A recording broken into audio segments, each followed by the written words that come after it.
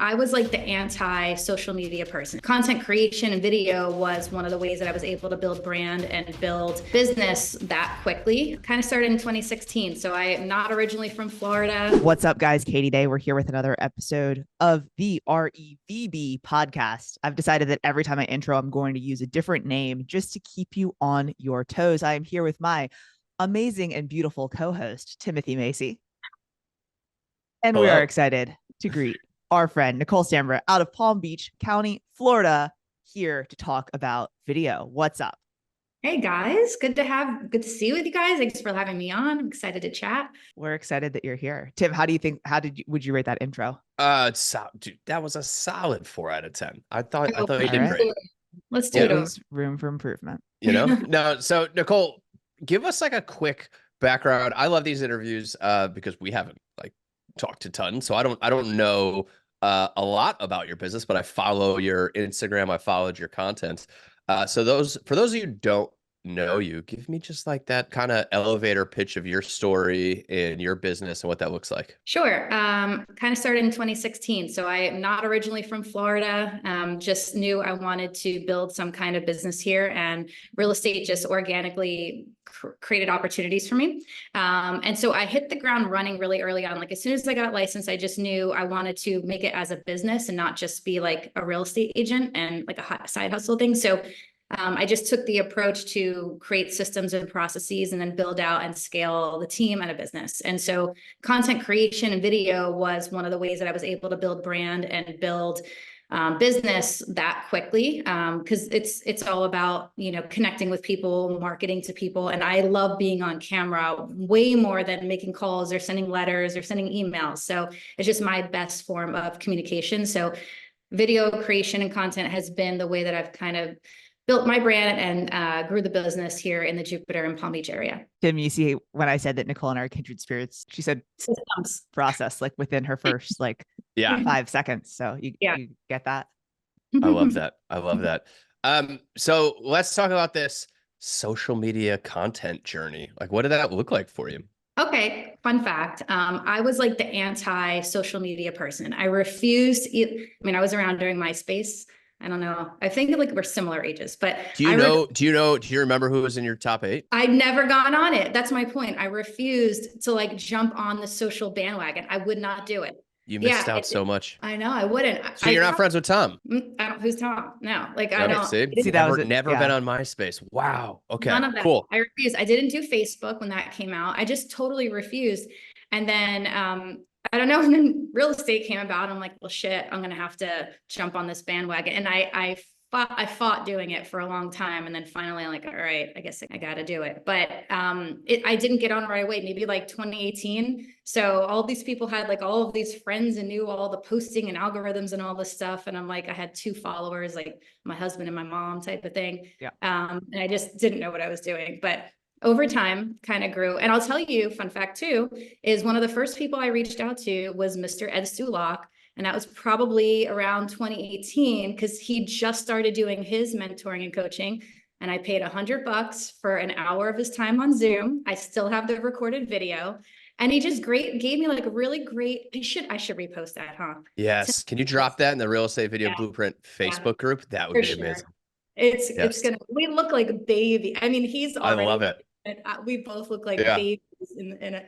But it was just like 5 quick little tips that he gave me that I implemented right away. And I just learned so much from that. So it's just a lot of like following people and getting inspiration from others who are already doing it so much better, and then just making it my own. So that's hilarious. So that was part of your start on social media, because, Ed has been coaching and teaching and sharing, social media tips forever. Like that's how I knew him before we worked together at the same brokerage and things like that, just from that, right? Like we were social media friends. So that cracks me up. And I know seeing y'all, 6 years ago would be really funny. Okay. So when you first started out, like, do you feel like you started out on a good platform? Because I feel like for most of us, Tim and I, at least, like, and probably a lot of our listeners, like we were doing a lot of content and we were doing things, but there was no like thought behind it all. Like, do you feel like that initial call with Ed helped you have a good foundation, or you kind of shook your head? So I think that might've been a no. Okay, I mean, I only met with him the one time. So had I probably like gone through with like consistent coaching, I would have been able to like actually learn a lot more. But I would say, no, there was no intention. There was no planning. There was really no like process behind Yeah. it. It was things to do and not to do. So kind of just quick things that I implemented right away. But now fast forward all those years, I'm so much more intentional with how I do things, like the strategy that goes behind it, the planning. I mean, every video is created and then posted or published on a specific day for a specific reason. So, and maybe that's like a little OCD, but we've just like been tracking it in a way where I'm like, I just know certain days are not my days. Like Instagram just doesn't like my shit on a Friday. I just don't post on Fridays. I'll post stories, but I'm not going to post because everyone's at happy hour going out and no one's I was like, they're going to the beach. They're sitting at a bar on the beach. Yeah, exactly. So I just know like certain days and times are better than others. And I've just created my calendar and just process around trial and error, really. What does it look like when you get business from Instagram? How does that come in and what's that look like? It's amazing. So I've learned to set expectations or reset expectations for myself that I don't expect to get straight up business through Instagram. Like I do not expect someone to DM me and be like, oh, I want, help me buy a house, help me sell a house. Has it happened? Totally. I mean, it's maybe on average, like 5 deals a year come from somebody just DMing me who's been following me, but really they probably knew me before. They probably received a flyer or a letter. They probably saw an open house sign. Like it's just more brand. So I've just looked at least short form content like Instagram.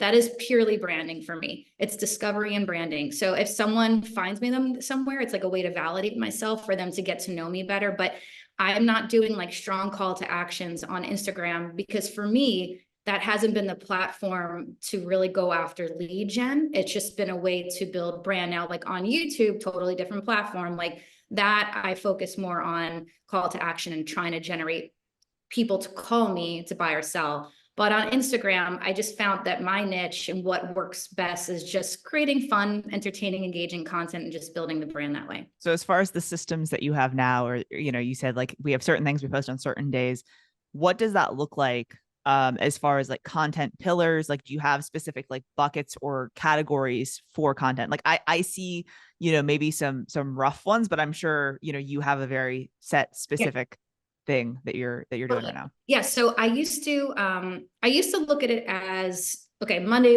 motivational Monday. And then Tuesday was like something stupid. And Wednesday, hump day, like some kind of theme for each day. And that was like, a couple of years back. And I would post according to that. Now that I built up enough content and I can look back and review what's performed and what hasn't, I know the stuff that people like to see. So I just create more of that. And instead of doing like a different theme per day, I just focus on like 3, I guess, pillars, right? So one is going to be storytelling. So because at the end of the day, I had to remind myself, I am in the business of helping people buy and sell homes. Like that is where I make my money right now. So I had to remember that I need to be talking to the end user or the consumer.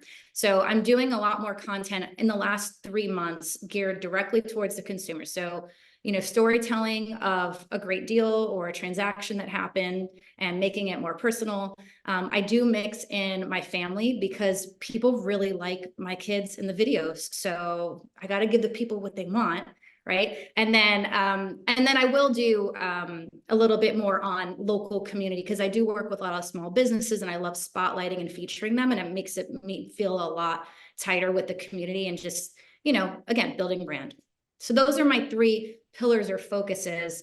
And I just tried to tweak that a little bit more. And even within those 3, I know that typically the human ones, the family ones, the fun ones are the ones that get the most engagement. Because I think people are sick of seeing like Nicole, the realtor, and they just want to know Nicole, the person, and how they can relate to me on all the different levels, like mom, wife, businesswoman, marketer, creator, like athlete, like all the things that other people are engaging with on a day-to-day basis. I love that. What do you think? You have these different content buckets, which I love, and I'm looking at your profile right now, and you've just got a bunch of great stuff on there. Why are these people following you? Why do you have 11,000 followers when other people only have like 1,100 or something like that? Okay, so full transparency, I was at 6 or 7,000 maybe 3 months ago. So in the last, less than 3 months, I got 4,000 more followers, and it all came from those last two. I'd say most of them came from the last two big viral videos that went, and they were my kid one and my husband one that I have pinned to the top. Right. And so from that got just so many. And I think because I had my profile built out, I've been doing video for 5-6 years now. So it's like, you click on someone's profile and it's like they have one big viral video, but everything else, there's like no other content there.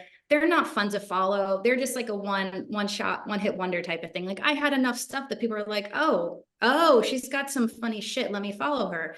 So I think that all kind of played part of getting people to like my viral video and then follow me. And then I think just because I built that momentum, a lot of my other videos just started performing so much better. So now, like, instead of 1,000 or 2,000 views, I'm getting like 10,000 almost regularly, anywhere from like 8 to 10,000 almost regularly in the last 3 months. And I've had a couple in the 100 and 200. But more so from that, I think it's just because I sprinkle in and I just keep things very light and fun. And I like fun. I like being funny. I think I'm funny. I don't know. So hopefully other people. I think you're funny. I loved the leaving for jiu-jitsu one was the Thank you. so funny. I mean, who doesn't love a great Beth like transition reel? She's my other animals. So Katie and Beth. So I love it. So I know one of the things that you teach on and talk about a lot is kind of your style of video and kind of what you've been doing on video, because it's been a journey, right? And so I know one of the things that we talked about last year before a conference that you spoke at was like how frequently you would just post videos and then you realize like you have to have strong hooks, you need to have text on screen, you need to have all of these things. And so what would you say, and hopefully I didn't take everything, but what would you say are like some of the formula or parts of the formula of like what you're doing when you put out, because like your videos, some like the talking head style stuff, and I mean even some of your funny videos, like they have a formula. Like I can kind of see a little bit of a formula. Cool. Thank you. Thank you for noticing that. I appreciate that. I've learned that for me, it's been like how to hook someone. And hooks can be done so many different ways, visually, through audio, and then just like actually what you're saying. So, and when I look back at which ones have performed, I see that a lot of them, it's not so much the hook, like the initial words that I'm saying, but the ones that have performed the best have been through different audio, whether it's a trending sound or a trending song at the moment. If you jump on that really quick, I'm also able to execute very fast. So if I see something pop on, that's like within an hour, I'm jumping on that just to try to get, like early in on it. So yeah, the hook has been just huge. And then visually, I like to keep people thinking like, what is she going to do next? Right? Like, where is she at? Where is she going? What is she doing? What is she going to say? Like, just always kind of keeping people on their toes, because we are all, even as realtors, right? Like we do so many different things. We're so many people. We're different people to so many different people. So to keep things fun and exciting, I just like being in different locations. So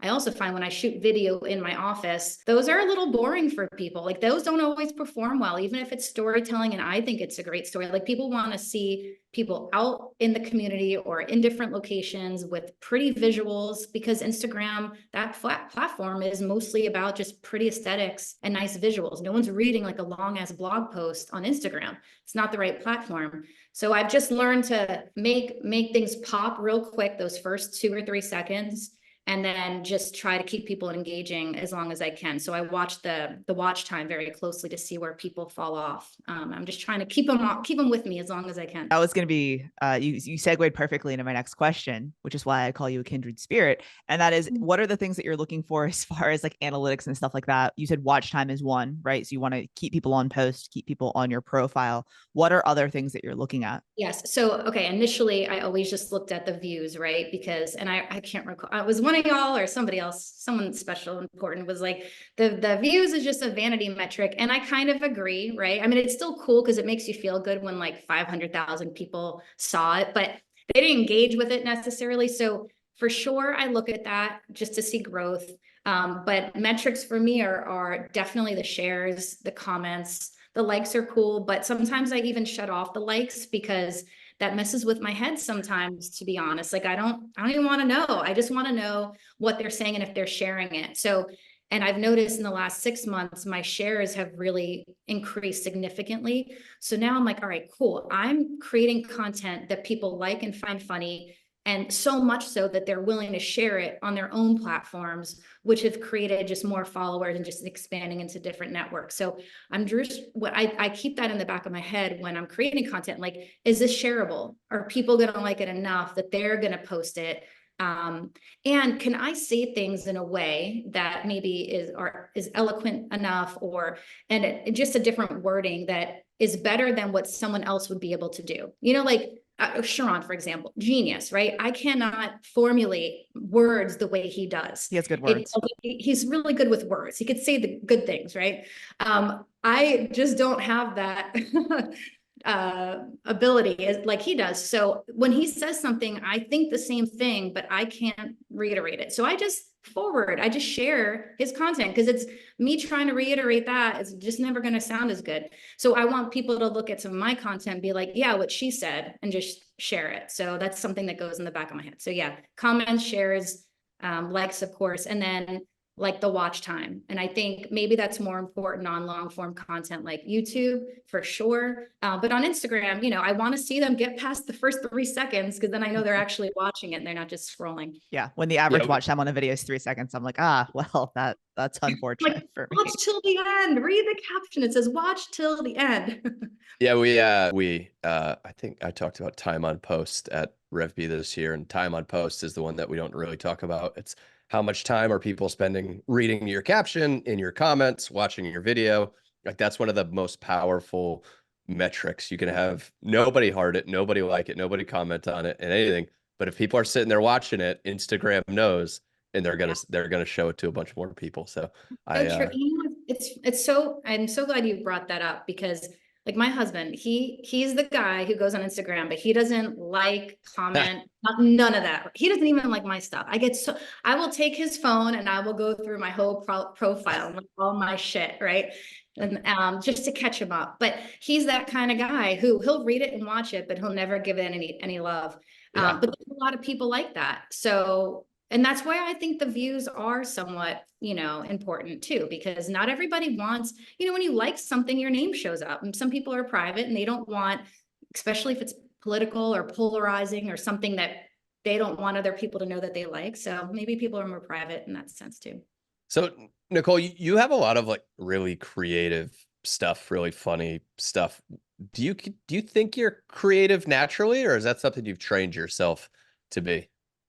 I think it's come with time. I wouldn't have ever considered myself a creative. I felt like I was always very black and white and militant, and like didn't really tap into that part of my brain. But I feel like I have people, or I've surrounded myself and I've put myself in rooms with people that think differently. And again, in the last couple of years, I have a lot of creatives around me, like friends who are just, that's how they think. And I've been able to tap into them and then share ideas with me. And I think it just rubbed off of me. Like my photographer, my videographer, my muralist who painted this incredible mural, like those are not people that I would necessarily have like hung out with back in the day. It was just I was a sporty girl, right? But like now that I'm in a different season of life, I have different groups of friends and colleagues, and I have a lot of creatives around me. So I think that's allowed me to tap into that part of my brain and bring that out. Yeah. Well, it's surprising to hear you say that, because I do think that I would put you in that category, right? Of like the funny / creative creators. So it's always interesting to hear people like with their own thoughts on who they are. Yeah.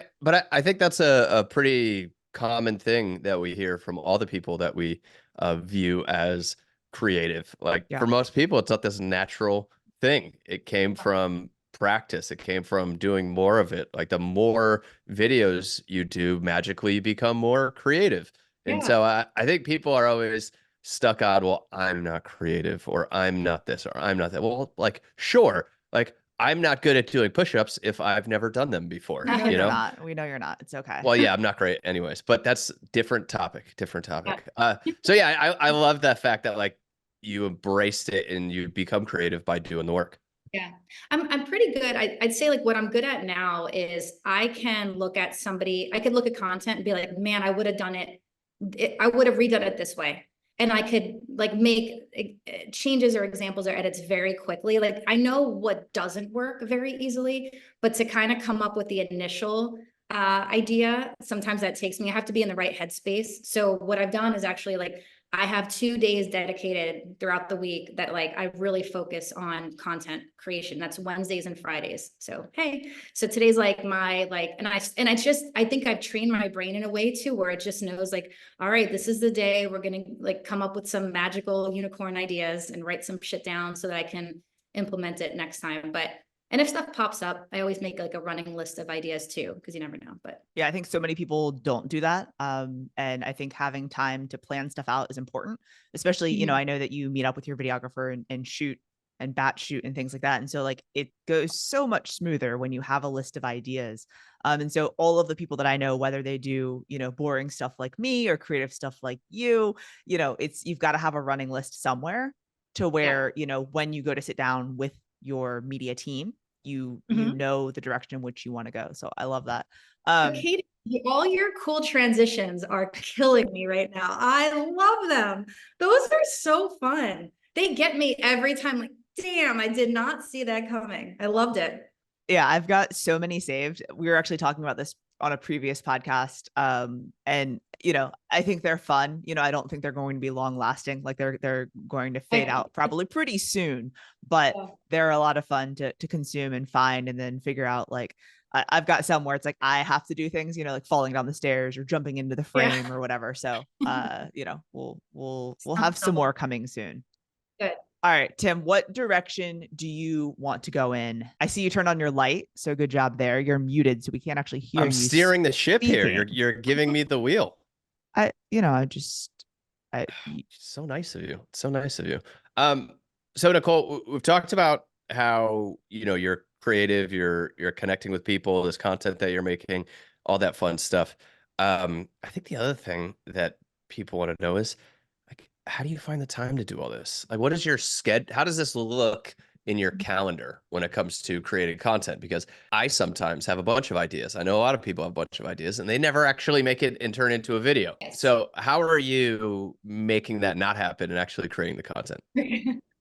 I think it's like anything, you just have to commit to doing what you tell yourself you're going to do, right? So like there's just taking action on stuff. But I run off my calendar. Like my life is my calendar. So if it's just not on there, it just doesn't happen. So I time block everything. And then I think because I do have a running list of ideas, hooks, and captions always going, that when we do have like our Wednesday planning session, I already have them all built out. So like we get here and we just get to work right away. So we're just super efficient with, I'm talking about like me and my creative Mariana, like she's my right hand. So we just are very efficient. There's no talk, like we're not hanging out. There's no like, let's get coffee and do this at a coffee shop. Like you'll get nothing done there. You need to be in a quiet, sterile room or just like somewhere where there's no distractions and you can actually just focus. So we do that and we just kind of piece everything out. We make our shot list. And so if we don't take that step on like a Wednesday, we just won't film on Friday because it's just such a waste of time for both of us. So we just have really forced ourselves to be well prepared and organized before we ever meet to shoot. And that's just part of how we've been disciplined for it. But I think, again, I paid her. So I think when people have like skin in the game, you know, it's like a gym membership. You sign up for a gym, you kind of feel obligated to go because you're paying for something. Like she's on a retainer. So if I'm not using her and working with her, like what an incredible waste of time, money, and resources. So, and she reaches out to me too, like, hey, we have X number of hours left this month. What do you want to do? So it's kind of holding each other accountable and stuff, but I just know that content's become a big part of my brand and my business. So I'm just all in right now. So. Well, and as far as content goes, I know you also do a lot of like local stuff as well. And so are you seeing the same amount of engagement on local, you know, when you're doing pizza shop reviews or when you're doing, you know, I mean, obviously you live in an absolutely gorgeous place, you know, when you're doing local content, as much as like your funny content and things like that? It's funny. I'm trying to figure out where the loophole is. There's a couple of things. One, if I post something, my social manager, we build out its calendar and he posts everything for me every day at 7 p.m. Eastern time. If I post something myself, it doesn't perform as well as when he does it. I know this is super weird. I don't know if there's like some weird thing going on with it, but if he posts it through Meta, I'm telling you, it performs so much better than if I post it from my phone. I don't know why that is. So there's that part of it. I also just started doing a lot more like narrated videos, like especially if it's a family one or we're on vacation. Those don't seem, I don't think Instagram likes those as much. I don't know why. So I'm trying different things to see like what will work and what I can change up, because I want to create a little bit more raw footage as well. Because I know not everybody wants this like perfect polished, video every time, but they do perform better. So I don't know. I'm mixing it in a little bit just to see what's going on. But when I do the raw voiceover and narrated stuff, where a lot of influencers are doing that, and they're crushing it with that style, it just doesn't, maybe it's my voice, I don't know. It just doesn't seem to perform I think, as well. yeah, no, I think what it is your audience. Like you have to figure out the things that work for your audience. And so you see somebody doing something like I've done those and they've done really well, but maybe that's not your audience. Like your audience is coming for what they get from you, and what they get from you are these funny produced like things about whatever you're talking about. And so we just talked about this with the broke agent, but like it's good to experiment. It's good to tweak. It's good to try the new things, because people, the same way that your audience likes getting what they get from you, they'll also get tired of it. And so you do have to like be improving and changing. But I think a lot of times, it's funny you say that. I think a lot of times we get hung up on the algorithm Instagram doesn't like it. Like Instagram doesn't like this, or it's like it's mostly probably just your audience, like your audience that you have that video popped up, and they didn't engage with it as much as they do your other stuff. And so like the reason why I think that's important to think about it like that is, when you think about it, like Instagram doesn't like this. It's this faceless thing that you don't have any control over. But when you remember it's actually your audience that is actual humans, like that's easier to adapt to and work on. That's true. That's true. Although I will say, like, usually the collab videos do really well. Especially if I collaborate with somebody who has like a big following, those will perform really well. I don't know why, but I've done a few collabs with like 4 people, and I don't know if it's like too many accounts or something. Nothing. Like I post it, and within an hour, I usually get a few thousand views. It will be like 300. So I feel like something gets a little stuck. I like to dive into that too. So if Please. you, I believe I mean, I think we're all just like a lot of times guessing at what the algorithm's doing, but I think what happens is, if we collab on something, now you've got 4 people's audiences. Yeah. Now the algorithm is looking at how did engagement go across these 4 people's audiences. So your audience may love it. Katie's audience may love it. My audience may think this is dumb. And since my audience didn't like it, it actually hurts everybody else's momentum behind that too. So not only in this, Katie, this is like where we get collabed on stuff all the time. And it's like, I'm not going to accept a collab on something if it's not like me in the video. You know what I mean? Like I'm not just going to, because none of my following is going to watch it. And it's actually going to hurt the other person that's trying to like grab my following. So yeah, I think that's what happens too. Yeah, I got to rethink that too, because it's true that the ones that I have collabed with, which haven't performed, I mean, I'm in it, but it's not like, it's not my brand. It's not like, it's not you. Yeah, that's so true. All right, good. Great takeaway. It's, with the collab, I think, it's been interesting, because I would agree, like a lot of times when you collab with a business or a page that has a lot of followers, it does well, right? Especially if it's like a local business or something like that. But like, one of the things that we talked about at Blueprint this year was like, Roland and Matt, they do a lot of like Bay Area local stuff, and they've collabed with some local businesses that have like 2,000 followers, and like those have gone wild, right? Because it's like the 2,000 followers are hyper local, like love that business kind of thing.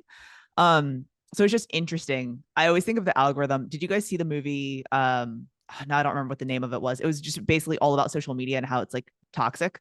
Yeah. So what is, Social something. Experiment? Potentially. no. You know what I'm talking about, though, right? I do. I can't believe the social media effect or something. But yeah, just the idea that like we all get bombarded with things that are view, and we Yes. makes flat earthers at everybody. Was it the Yeah. social dilemma? The social dilemma, I think so. Yeah. Yeah, But that was good. but basically it was like, the algorithm, like you open up your phone and like all of these people in a dark room are like, all right, she's on, let's go. And they start like putting stuff up in front of you. And that's what I always think of, like when we're like, well, the algorithm is, I'm like all these, assholes in a dark room somewhere. But Yeah. yeah, I think that oftentimes with the collabs, from what I've heard, it's like if it starts to take off for you, then Tim accepts, then they'll show it to more people, and it like kind of has that J curve effect. Okay. But like if everyone accepts in the first 5 minutes, Okay. it gets confused. And so Tim and I have had this before, and like we have Yeah. similar audiences, right? Because we both have a little amount of local and then a decent amount of agent following. And it's like if it's all agent stuff and we both accept, it normally does okay. But like sometimes it's like, well, no, wait to accept to see if the audience takes it, if the algo takes it a little bit, then we can go. And at the end of the day, I'm just like, we need to get the content Well, out. We need to do the things. yeah. And putting all the time into like how exactly we do it gets to be a little different. On three, press the button. Yeah, exactly. I think, but I thought the Matt and Roland example was a great one because Roland is walking around a restaurant and he's touring this restaurant. And so him collabing with that restaurant makes like a ton of sense because it's the restaurant. So the restaurant's audience obviously likes it. And it's Roland. So Roland's audience obviously likes it. If they collabed with Doritos, like the Doritos audience would be like, why are you showing me this random dude in this random restaurant? And nobody would watch it and the video would flop. So I think just, and look, collab is a amazing tool. Like it's an amazing tool. You can do a lot of fun stuff with. But I think you can't just blindly collab with everybody. So true. So true. Noted. I feel like that was a good little sidebar there. Unplanned. Really, What are nice. Go ahead. Nice little soundbite there, Tim. Maybe you'll get a soundbite. Maybe. So Nicole, what else? You were going to say something before Katie rudely interrupted. I know, it's so rude. Well, what are your thoughts on, because I just saw this, Bam just put that out today with how Instagram's going to build out like a tiered approach on like marketing and accounts and stuff. What did you guys have any thoughts on So I don't know what order these podcasts are going to come out in, but we just talked to Broke Agent yesterday about it. And I don't think it's a bad thing to revisit, Katie. I'm down to revisit. Yeah. So this will release in like a month from now. So if you're listening to this, you might actually already have access to your tiered meta. What annoys me is I've been trying to get my Instagram account verified, like through the paid blue check since it came out, and I don't have access to it. I'm just like one of the accounts that doesn't have access to it. And I'm like, I have all of these copycat accounts. So that pisses me off. And that's what, like, I would pay more money for the protection. Like, I don't really care how my content performs as far as views and as far as all that. Like when I see the shares and saves, I'm happy. And like, I just keep creating more content. Like, when I get a couple thousand to 10,000 view video, I'm excited, but like I have a lot of that have like 300 views. So I think that it is good for the protection. What frustrates me is like, why can't they just give all creators better protection? I don't like the ambiguity that they have on the tiers where it's like, you get more views or more reach. You get most reach. Yeah. One of the things I thought was interesting was search optimization, which I think is interesting because I do think people are searching more on Instagram for stuff. So I think that is something that, everybody, we've spent so much time trying to figure out how to get to the top of Google. This is like a way to get to the top of Instagram, which is interesting on search. So that's the part that I'm intrigued by. We talked about this a little bit. I think Eric disagreed with me, but I think that's just because he makes content for agents. So I don't know.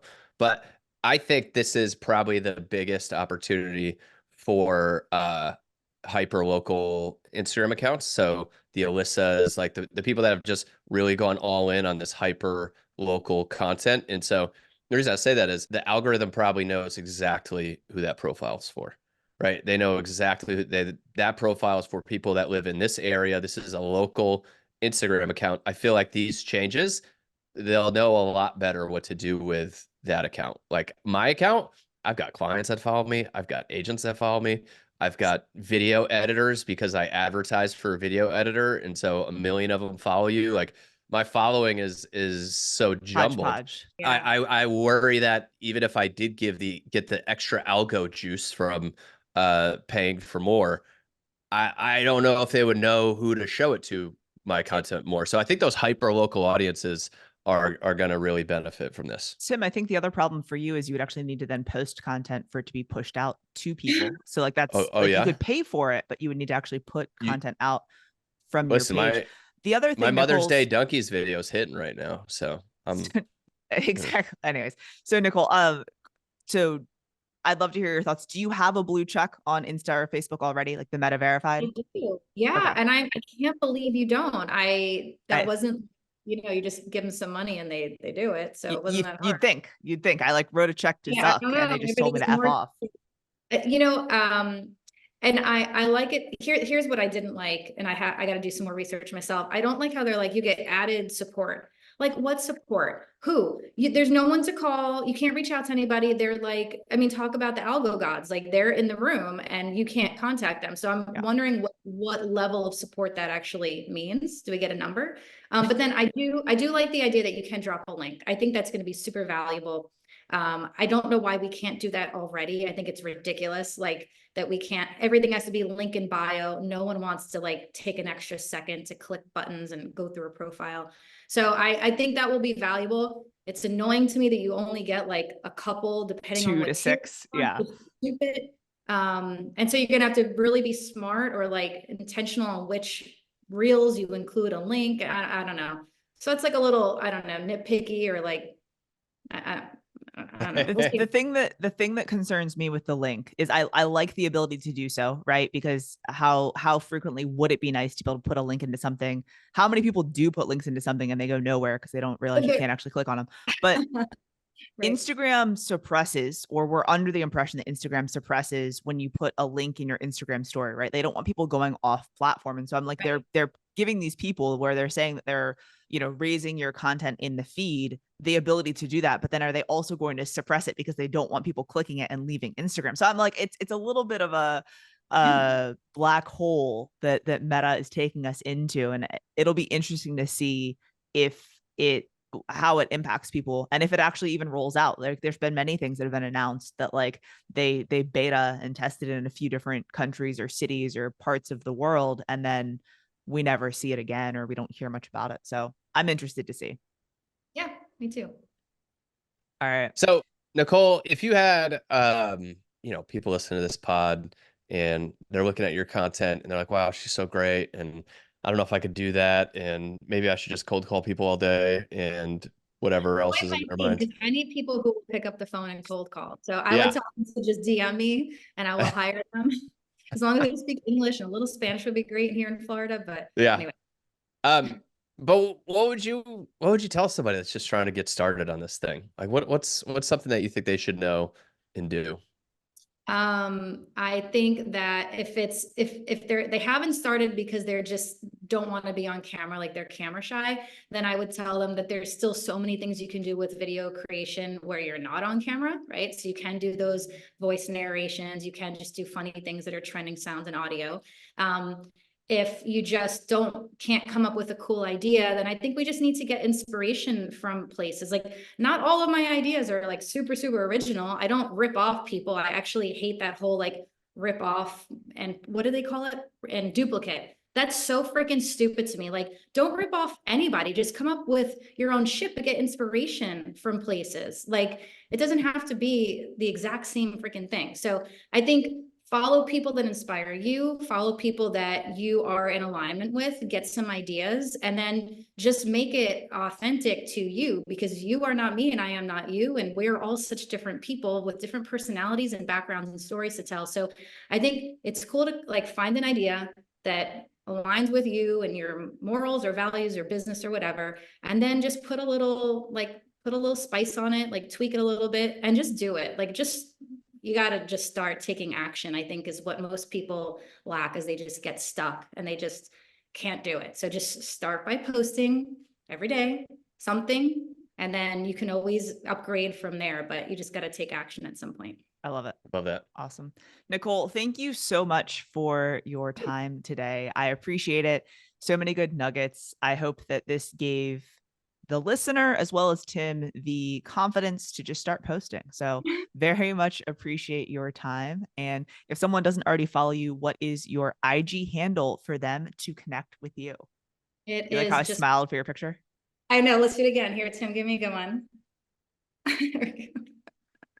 It's just Nicole Stanbra. I kept it simple. There's no the, it's just Nicole Stanbra. Got lucky. Got lucky to have that still available. I know. Well, Nicole, thanks for jumping on. We really appreciate your time and the contribution. You're we're gonna meet up at something here, and maybe we'll make Come on a down to video. Florida. We Come do. sit. Yes. Overdue. Katie, we're overdue for a Jupiter trip. Yes, you are. Yes. But thank All you right. guys. I appreciate you having me on. You guys are awesome. All right. We'll see you on the next one.